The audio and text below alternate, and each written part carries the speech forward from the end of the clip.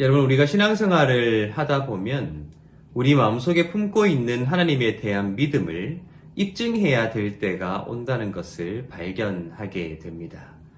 우리가 신앙생활을 하게 되면서 배우게 되는, 또 우리 입술에 담게 되는 수많은 가치들이 있지요. 이웃을 사랑해야 한다 하는 그 고백들, 때로는 누군가를 사랑할 수 없는 환경 속에 놓여 있음에도 내 고백이 공허한 것이 되지 않기 위해 그것을 입증해야 할 때가 있습니다. 나는 거룩한 하나님을 믿는다, 그러므로 나도 거룩해야 한다 라고 고백하는 그 고백도 때로는 우리의 입술로, 우리의 행위로 입증해야 될 때가 있습니다. 그럼에도 불구하고 사실 우리는 가끔 갈등할 때가 있지요.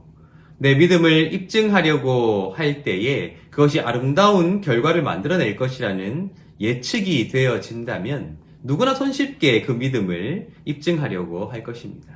그런데 때로는 무모해 보이고 때로는 아름다운 결과를 만들어낼 것이라는 확신이 서지 않을 때가 있기 때문에 현실에 근거한 믿음을 가지기 위해서 노력하고 있는 것이 아닐까 하는 생각을 해보게 되는 것이죠.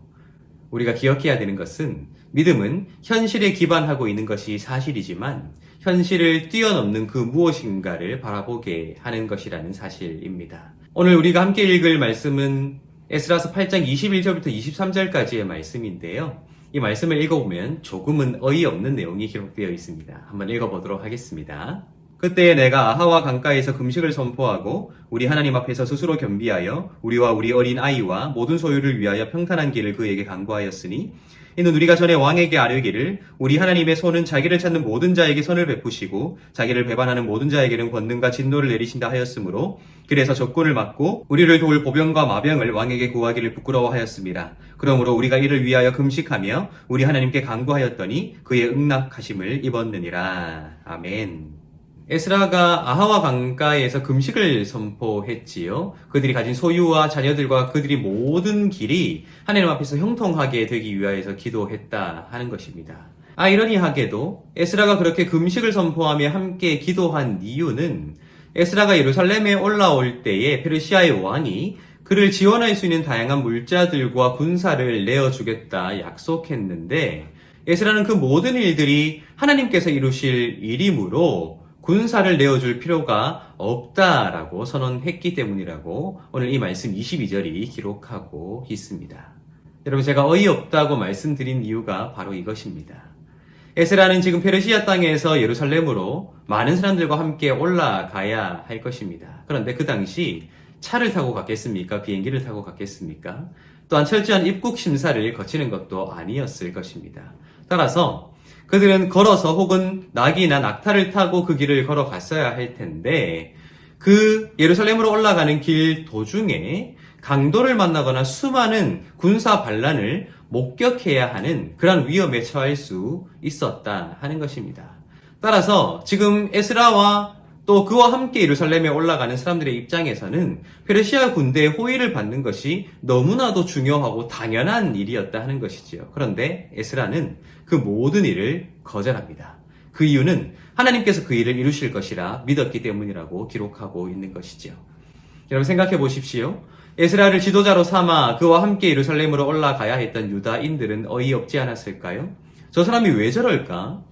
저 군대와 함께 동행하면 안전하고 편할 텐데 왜 이 고난의 길을 스스로 선택하는가? 우리가 강도를 당하거나 위협에 처하면 어떻게 될까 하는 걱정을 하거나 원망하고 싶지 않았을까요? 그런데 놀랍게도 에스라가 그렇게 금식하며 함께 기도하였을 때 하나님의 응낙하심을 받았다 하고 23절이 기록하고 있다 하는 것입니다.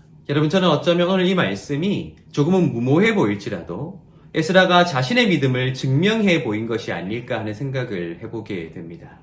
우리가 이미 함께 읽었듯이 에스라서는 이 모든 일들의 시작이 예레미야를 통해 선언하게 하신 하나님의 말씀을 하나님께서 직접 이루시기 위해 행하신 것이다 하고 선언하고 있습니다.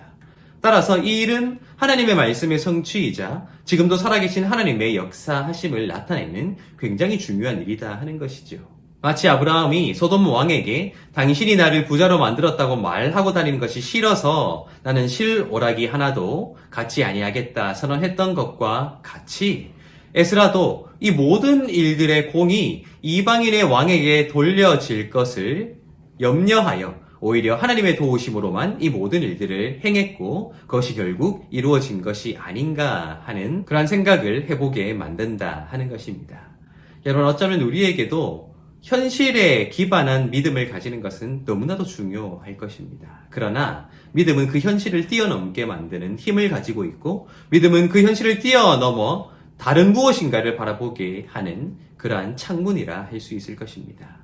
때로 우리의 말과 행동이 그 믿음을 입증할 수 있는 것이 될 수 있으면 좋겠습니다. 우리에게 주어진 긴 신앙의 여정을 생각한다면 반드시 행해야 될 것이 있고 바꾸어 가야 될 것이 있으며 또한 이루어 가야 할 것이 있습니다. 그 모든 것들을 믿음으로 행할 수 있어야 한다는 것이죠.